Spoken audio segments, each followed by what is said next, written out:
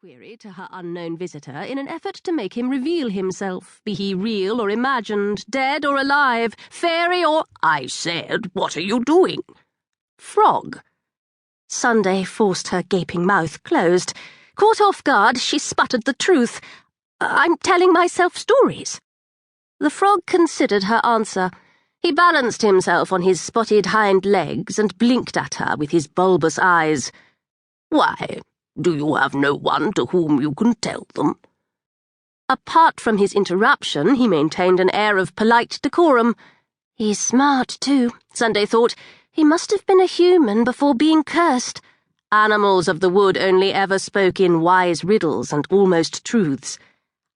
"I have quite a large family, actually, with lots of stories, only—" "Only what?" "Only no one wants to hear them." "I do," said the frog. "Read me your story, the story you have just written there, and I will listen." She liked this frog. Sunday smiled, but slowly closed her book. "You don't want to hear this story." "Why not?" "It's not very interesting." "What's it about?" "It's about me. That's why none of my family wants to hear it. They already know all about me." The frog stretched out on his sun-dappled rock as if he was settling into a chaise longue.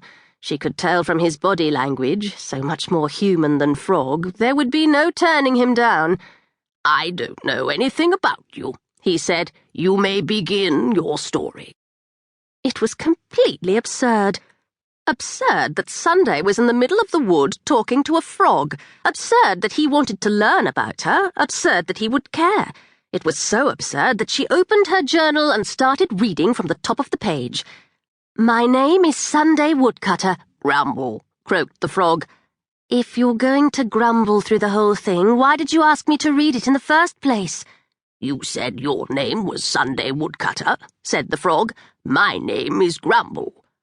Oh, her face felt hot. Sunday wondered briefly if frogs could tell that a human was blushing, or if they were one of the many colour-blind denizens of the forest. She bowed her head slightly. "It's very nice to meet you, Grumble." "At your service," said Grumble. "Please, carry on with your story."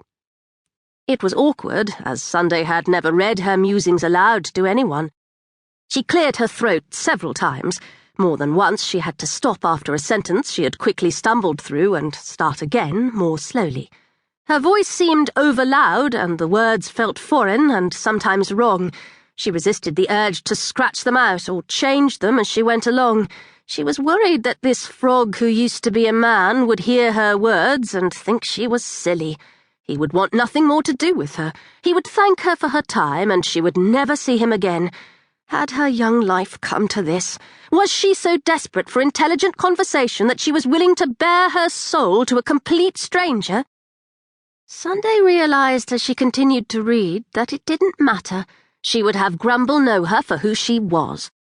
For as long as she had sat under the tree writing, she thought the reading of it would have taken longer, but Sunday came to the end in no time at all. "I had meant to go on about my sisters," she apologized, "but—" The frog was strangely silent. He stared off into the wood. Sunday turned her face to the sun. She was afraid of his next words. If he didn't like the writing, then he didn't like her, and everything she had done in her whole life would be for nothing. Which was silly, but she was silly, and absurd, and sometimes ungrateful, but she promised the gods that she would not be ungrateful now, no matter what the frog said, if he said anything at all. And then, finally— "I remember a snowy winter's night. It was so cold outside that your fingertips burned if you put them on the window pane. I tried it only once." He let out a long croak. "I remember a warm, crackling fire on a hearth so large I could have stood up in it twice.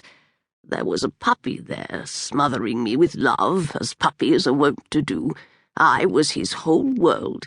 He needed me, and I felt like I had a purpose.